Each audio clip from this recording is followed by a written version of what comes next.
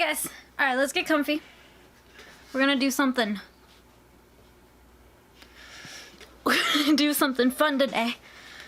Oh, at least it'll be fun for me. I don't know about you guys. There we go. Get comfy. Alright.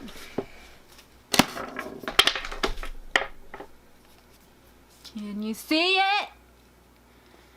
I'm gonna read the first chapter of this book I got for Christmas. It's Hope Never Dies by, I think his name is Andrew Shaffer. Yeah, Shaffer? We're gonna go with Shaffer. And it is an Obama-Biden mystery. I'm very excited about this. So, make sure you're all comfy. You have your drink of choice. You're cozy. Will I ever put up my laundry? No, I won't. Alright, so it has like one of those like quotes at the beginning thing, so I'm just gonna read. And we'll go all the way through chapter 1. I might break it up, but I'm excited. It is better to light a candle than to curse the darkness. W.L. Watkinson. And acknowledgements. Thanks, Obama. God damn, I miss him. Alright, chapter 1. The night this all started, I was in a black Irish mood. And that was before I learned my friend was dead. Shit. Okay then. I was sitting at my computer and I stumbled across one of those so-called paparazzi photos, or videos. It opens with a wide shot of Cape Town's fabled Table Mountain. I didn't say this would be a good reading. I just said I was going to read it. Remember, I'm from Georgia. Our education system's not that great. You gotta bear with me. It opened with the wide shot of Cape Town's fabled Table Mountain. The camera panned down to the white-capped waves in the harbor. An impossibly long speedboat entered the frame, cutting through the surf like a buttered bullet. A parasailer trailed behind the boat, high in the sky, tethered to the stern by a thin rope. The camera zoomed in on the daredevil's face, and I saw my old friend, Barack Obama, was having the time of his life. I love it already, you guys. Unencumbered by his deadweight loser vice president. Oh, that's mean. 44 was on vacation to end all vacations. Windsurfing on Richard Branson's private island, kayaking with Justin Trudeau, base jumping in Hong Kong with Bradley Cooper, Barack wasn't simply tempting the fates, he was daring them. And why not? If he could survive 8 long years as the first black U.S. president, he could survive anything. I mean, that's really true. Not that I was worried about him. I was done getting all worked up over Barack Obama. I forced myself to look away from the computer. I don't know what he means by worked up. I'm an asshole. I'm sorry, you guys. I turned to face the dartboard on the back wall of my office. It was an old Christmas gift from my daughter. I kept it in storage for many years, but now I finally had some free time on my hands. Maybe too much free time. One call, I said to my faithful companion. Champ, is that too much to ask? The dog glanced up with indifference. He heard it all before. Just one phone call, I said. With a snap of the wrist, I sent a dart sailing across the room. It hit its mark right between Bradley Cooper's piercing blue eyes.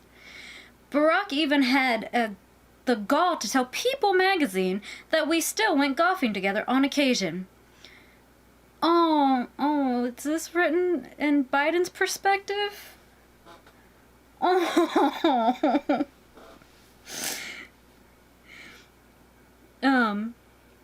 Magazine that we went golfing together on occasion, to save face. I repeated that lie.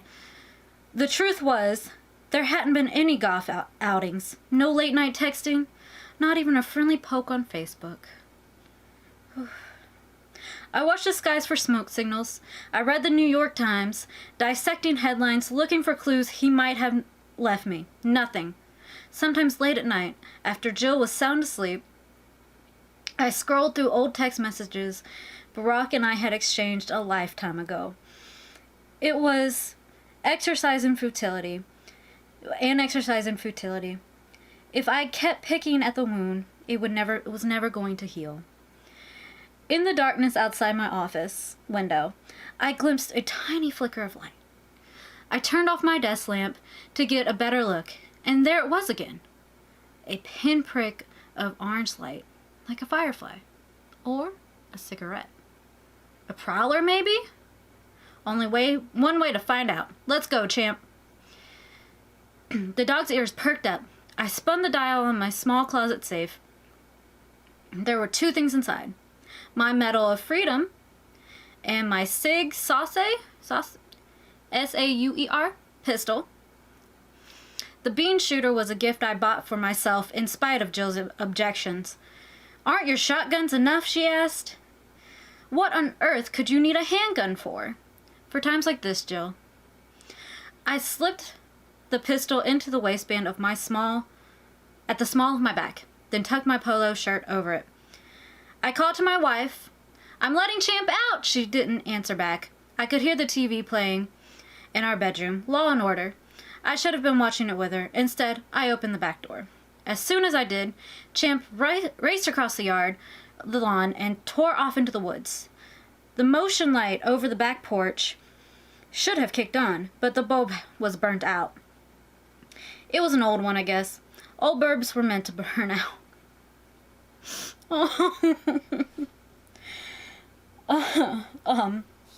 The moon was full enough to light up the backyard. Our 7,000 square feet lake house set on 4 acres of property. Jesus Christ. Late at night, it was possible to imagine you were all alone in the world. Tonight, however, I wasn't. Ahead in the woods was that pinprick of light. And now I smelled tobacco, a familiar brand. Marlboro Reds. Don't get your hopes up, I told myself. Hope is just a 4-letter word. I crossed the yard, walking to the spot where Champ had disappeared into the woods. At the edge of the clearing, I spied a vertically challenged man in a dark gray suit and matching tie. He had short, spiky hair, like he'd recently been discharged from the Marines and was letting it grow out. An earpiece wired into his collar. Secret Service. My heart was beating faster than a dog licking a dish. My own security detail had been dismissed several weeks earlier. Vice presidents were granted 6 months of protection following their time in office, and not a day more unless there were extenuating circumstances. Nice night for a walk, I said. Secret Service nodded towards the woods, showing me the way. I ducked under a low-hanging branch and kept walking. The heavy foliage overhead diffused the moonlight. I had to tread carefully to avoid the underbrush. The smell of burning tobacco grew closer. I called for Champ. In response, I heard flint striking metal. A lighter. Close by. I swiveled around. There, to my left, by the big oak, 10 paces away, a man, crouched low, scratching Champ behind the ears. German shepherds don't take to strangers, but this man was no stranger. He rose to his feet, a slim figure in his black hand tailor suit. His white dress shirt unbuttoned at the neck. He took a long drag off his cigarette and exhaled smoke with leisure. Barack Obama was never in a hurry. And that is chapter 1. I'm already thoroughly into this. It is fantastic. I'm so glad I got this for Christmas. I will continue to chapter 2 in the next episode of Hope Never Dies. Look at this cover. It's fantastic. Alright. Let me know what you think so far of the book. I am thoroughly enjoying it, like I said. And I love you guys. Like, subscribe, comment, all that good stuff. I'll see you next time. Bye.